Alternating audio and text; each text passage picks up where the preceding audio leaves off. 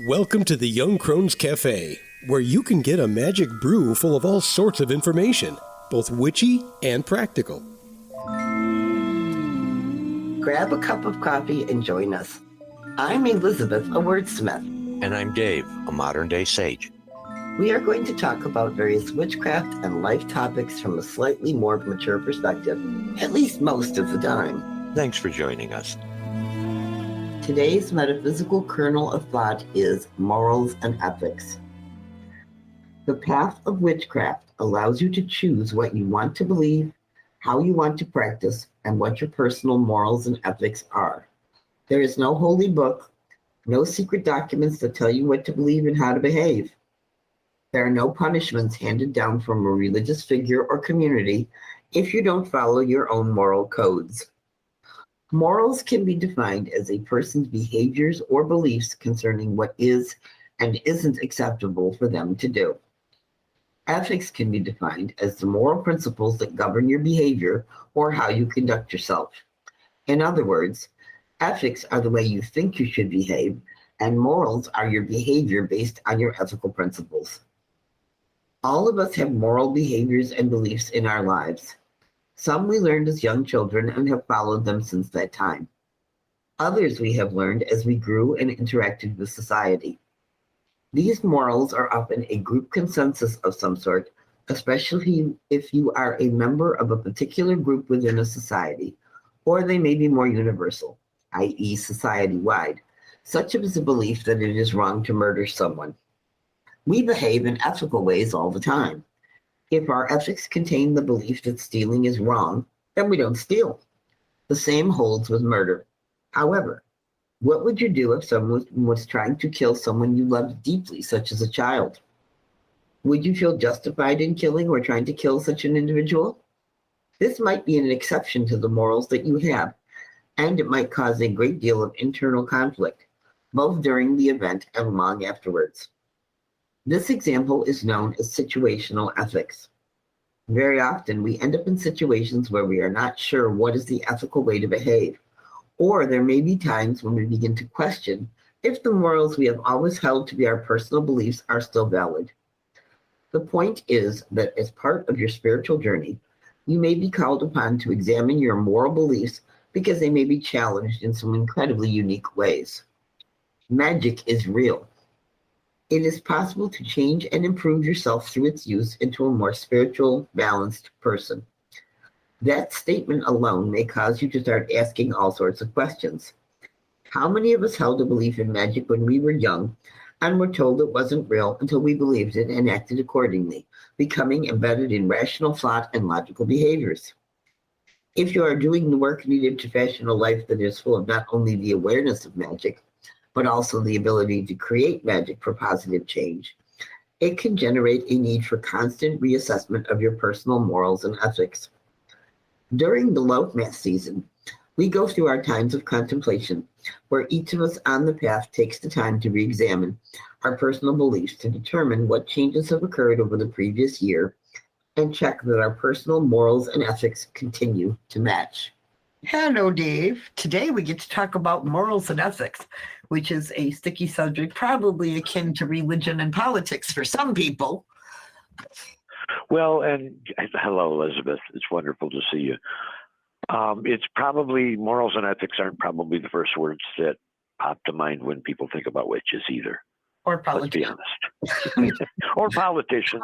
Wait, no, I don't want to support putting witches and politicians in the same sentence. It just makes me feel dirty. Okay, well, we'll move on. People often get the idea that your morals, which is kind of your behavior, is based on your ethics, and your ethics are what you think is right and wrong, and it expresses itself through your moral behaviors, for want of a better word. If you come from a monotheistic religion, somebody teaches you you don't steal. There's the 10 commandments thing that I can never remember all 10, but I know don't murder isn't there, don't covet your neighbor's wife, don't steal, etc., etc., etc. And you kind of learn those as a kid, hopefully. And a lot of them are how we live in polite society at the same time when you think about it. Sure. So these, what you're describing as ethics, are those societal rules that we learn during the process of growing up in a Western culture or family or what have you.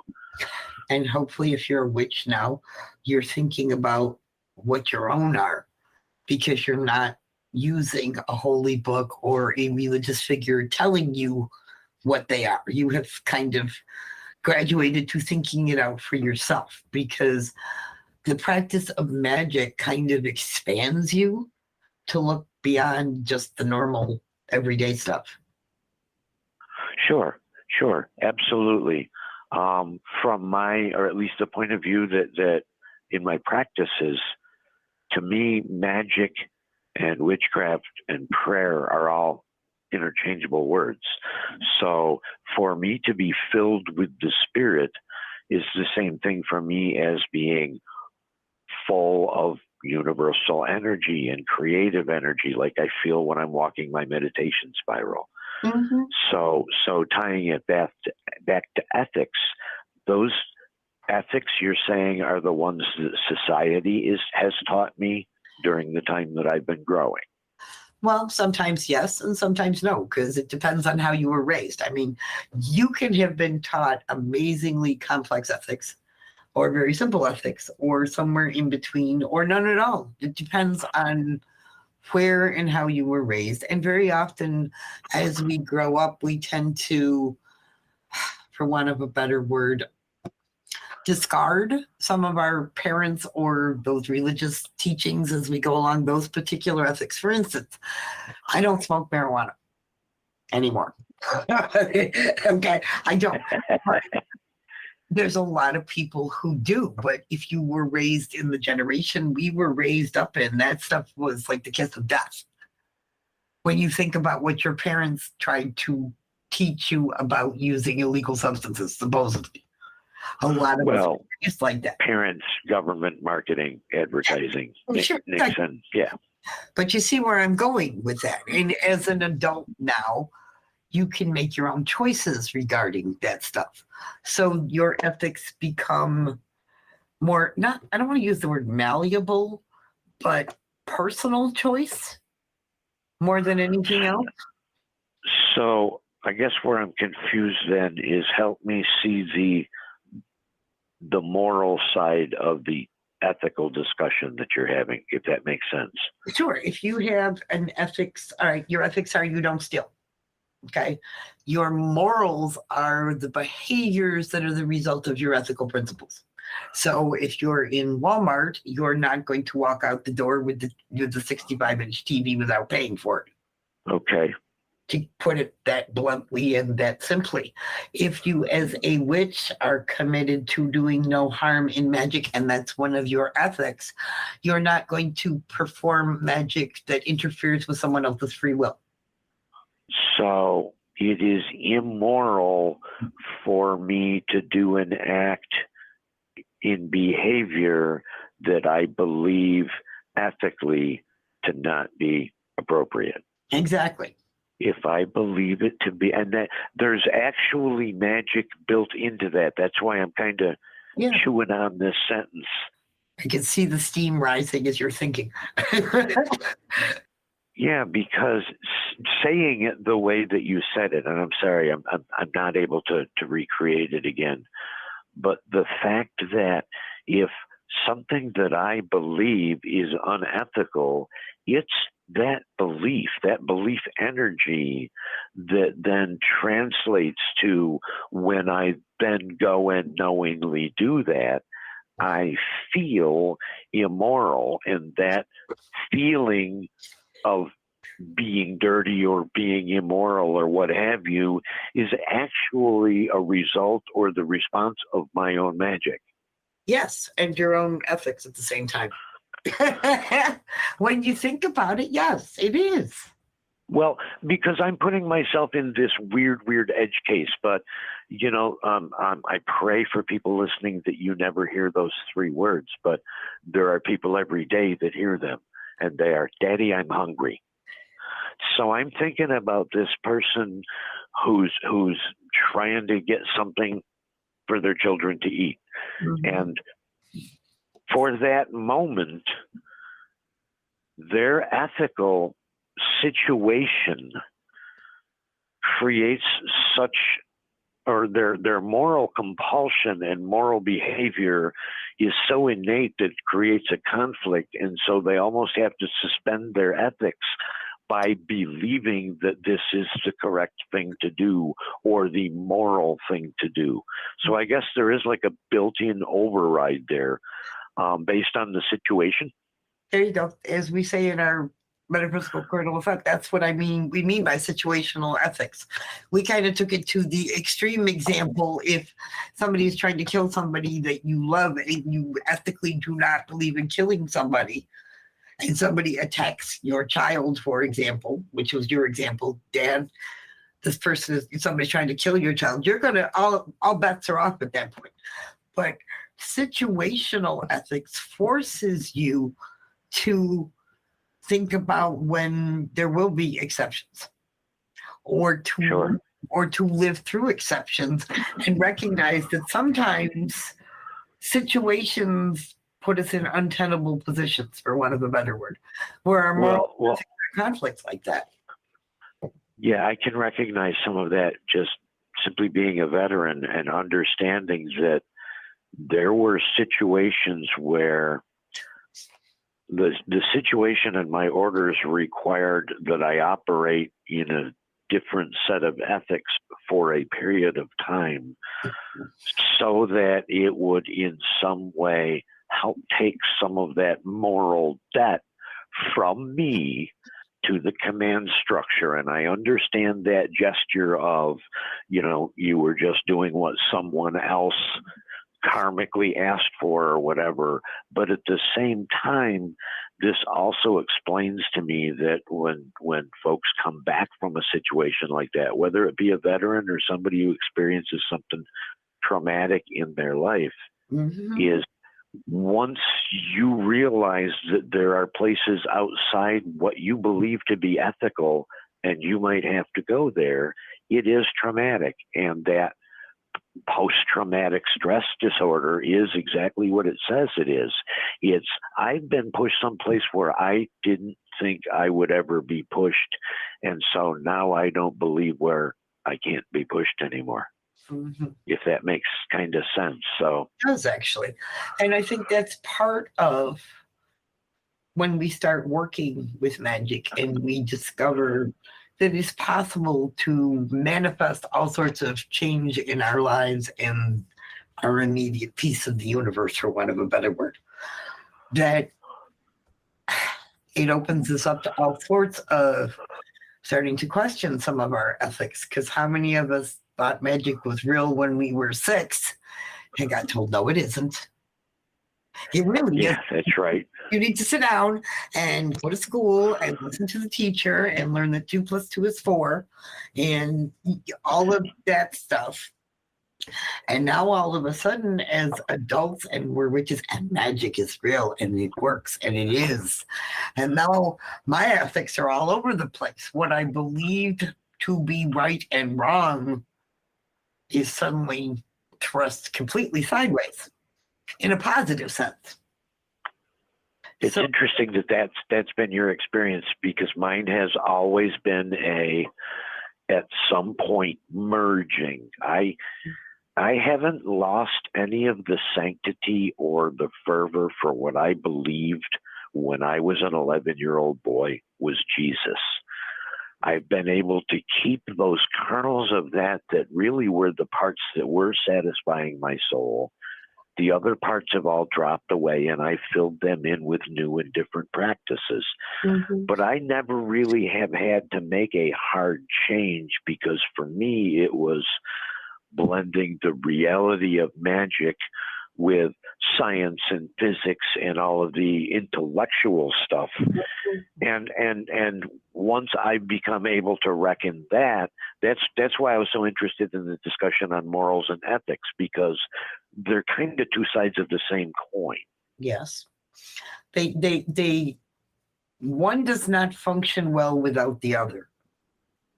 If that makes sense when you think of it in that way. It sure does. Yep. You know, and I listened to you talking about, okay, now my background is very different. I was not raised particularly religious, and my dad was a hardcore scientist.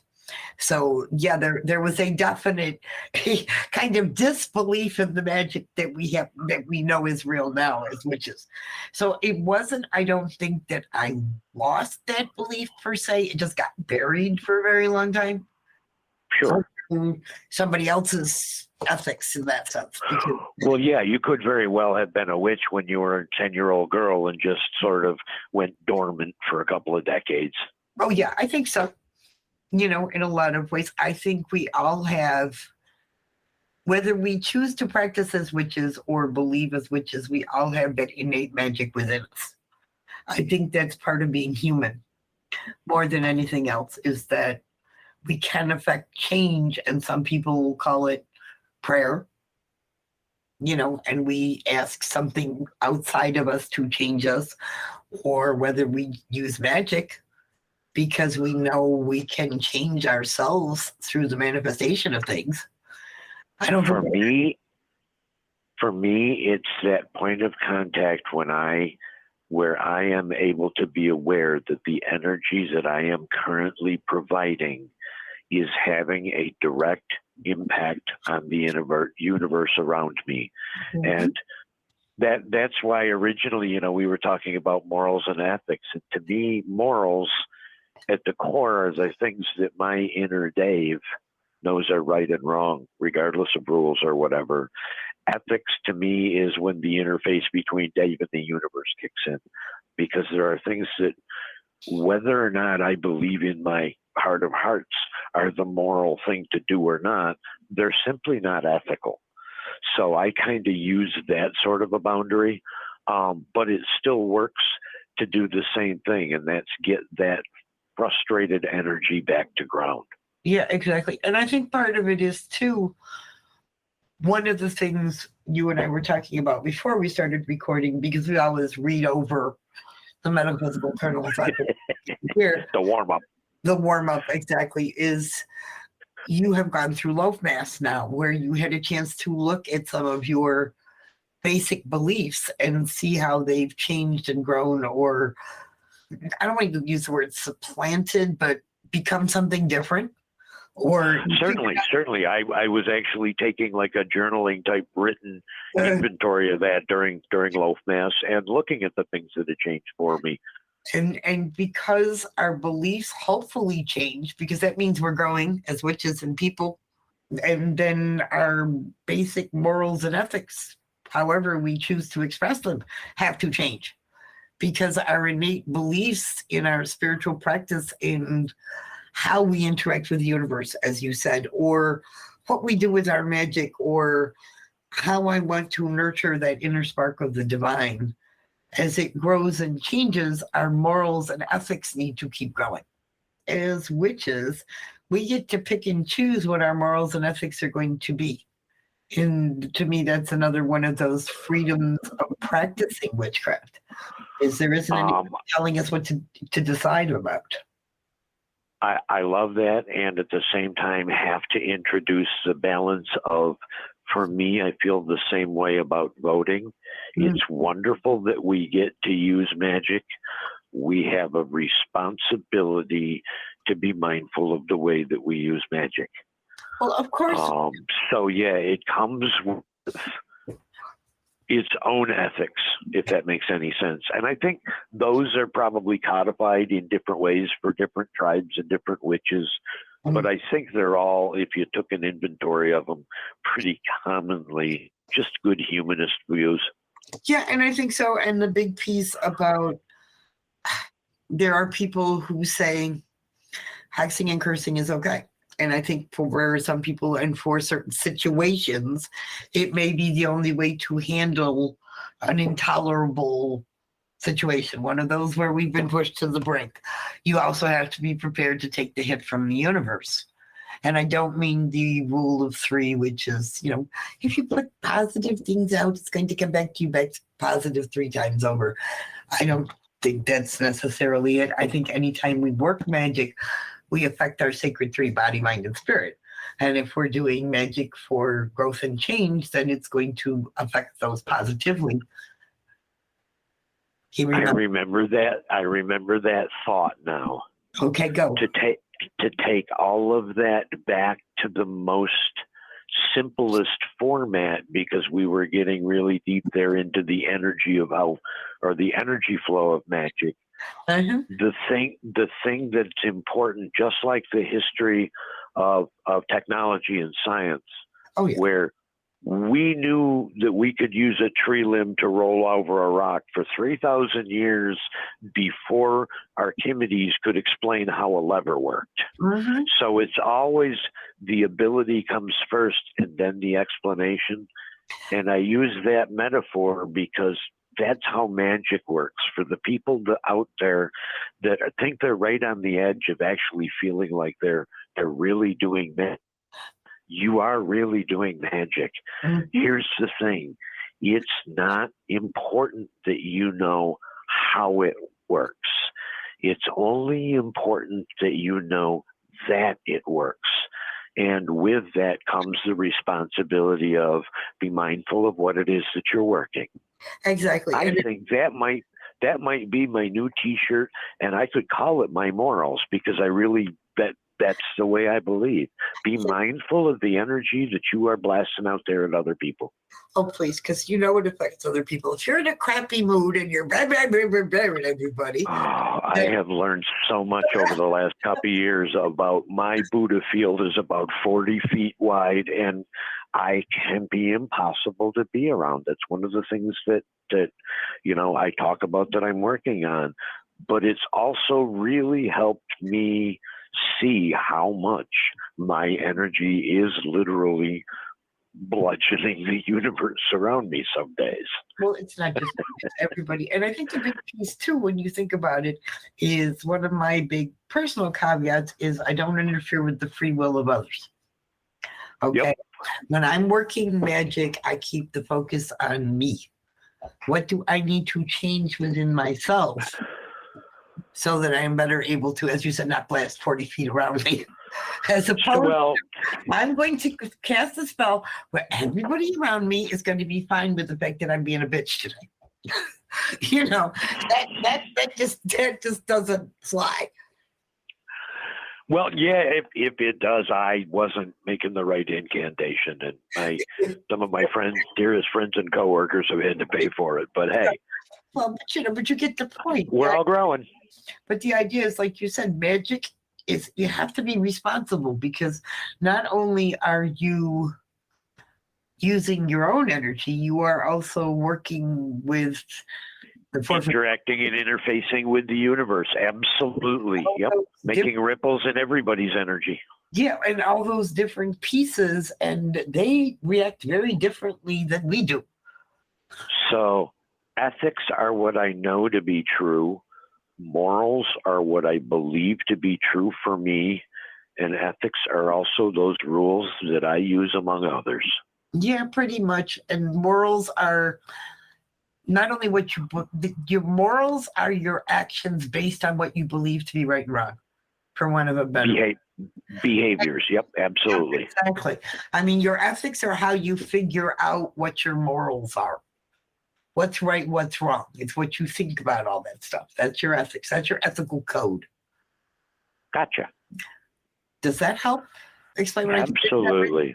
Oh, good. I'm glad it helped. And that seems like a good point to stop this discussion before we go down a rabbit hole and never come back.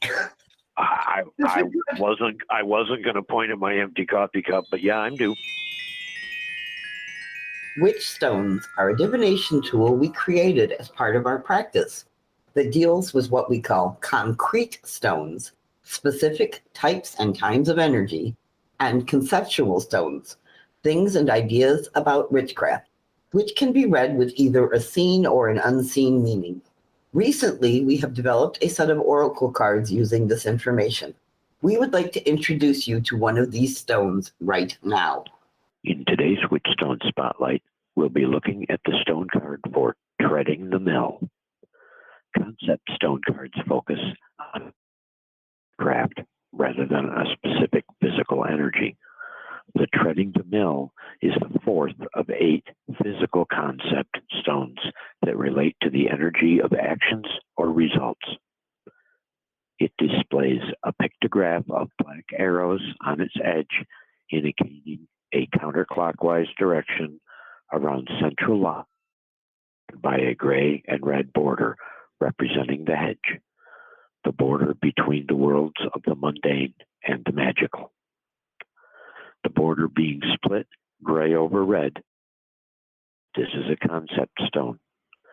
The border being gray over red or water over fire tells us that this card represents a physical concept. Treading the mill is a practice associated with traditional witchcraft as a way to cast a circle or to raise energy.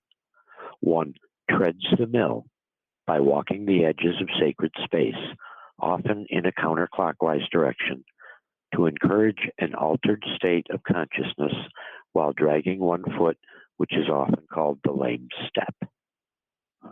The lame step itself is a reminder that you have one foot in reality and one in magical realms beyond the hedge at the same time.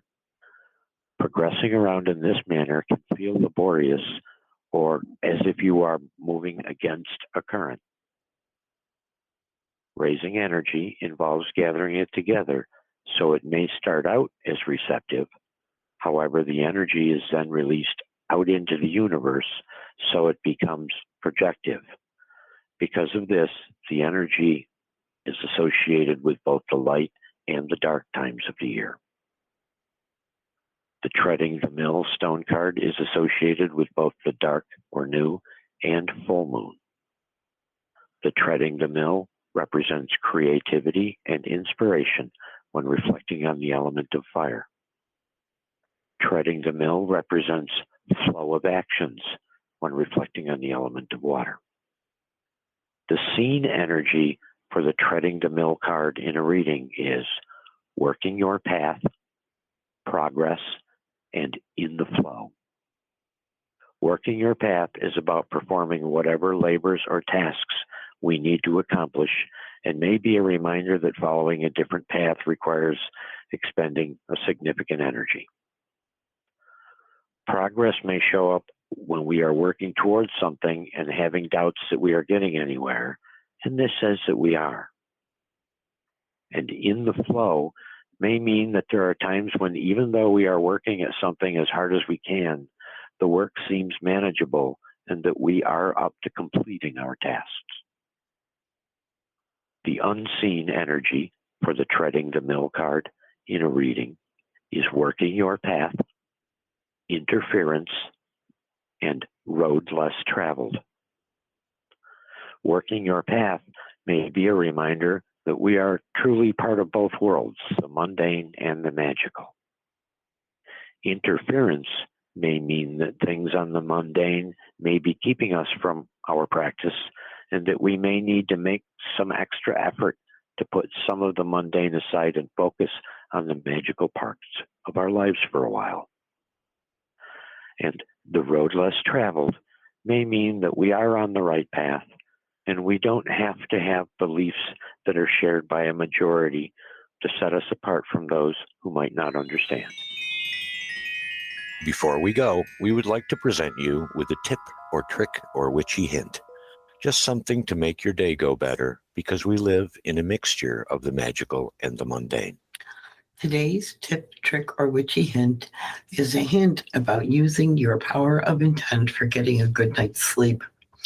Winter solstice is rapidly approaching, and as that is the peak time of dark energy for the year before we gradually and imperceptibly at first start moving into the light half of the year. Right now, I don't know about you, but my internal energy definitely does not match the external hoopla that is going around where I live every year in December. The holidays are upon a lot of people, There's Hanukkah, there's Christmas, there's Kwanzaa, there's winter solstice or Yule, as people choose to call it. There's parties, both at work. Our kids or grandchildren may want us to attend school programs. Christmas break will be starting soon for kids who are in college. So we all have a lot of things on our plate that require us to expend more energy.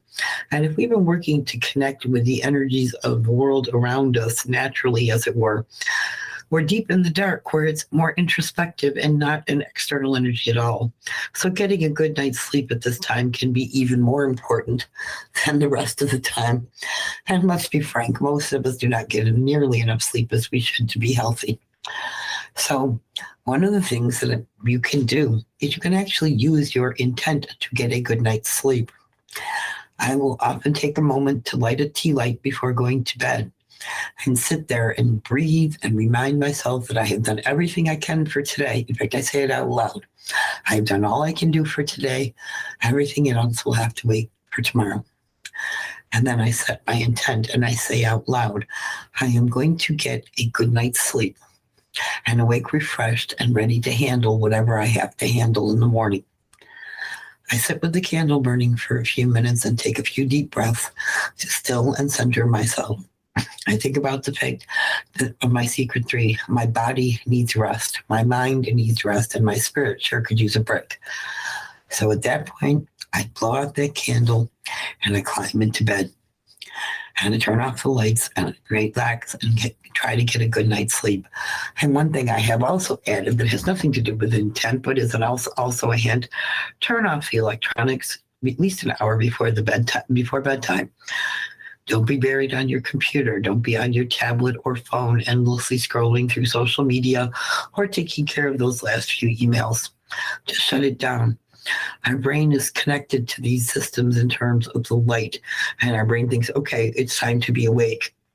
And it isn't. It's time to rest and relax. And if you get the chance, try going to bed a few minutes early for a change, just allowing yourself those few extra minutes to unwind. You might actually fall asleep at the time you wanted to in the first place. So tonight, try setting your intent for a good night's sleep. Well, it looks like the coffee cups are empty for this week. We hope you join us again next Tuesday. But you can find us at our website, 2youngcrones.com. That's the number 2, Young Crones. We'd love to have you join our growing online Discord community. Check out our new Patreon presence. Just look for Young Crones Cafe. Through Patreon, you'll be able to make it to our Discord. We are also Young Crones Cafe on Twitter and Facebook. Until then, remember, we are witches who work with energies to effect change. We are believers in both immanent and transcendent divine. We are celebrants of the passage of the solar and lunar cycles. We are hedge walkers who pass back and forth between the worlds of the magical and the mundane. We are seekers of knowledge. And we are walkers of a spiritual tradition we call the path. So mote it be. So mote it be.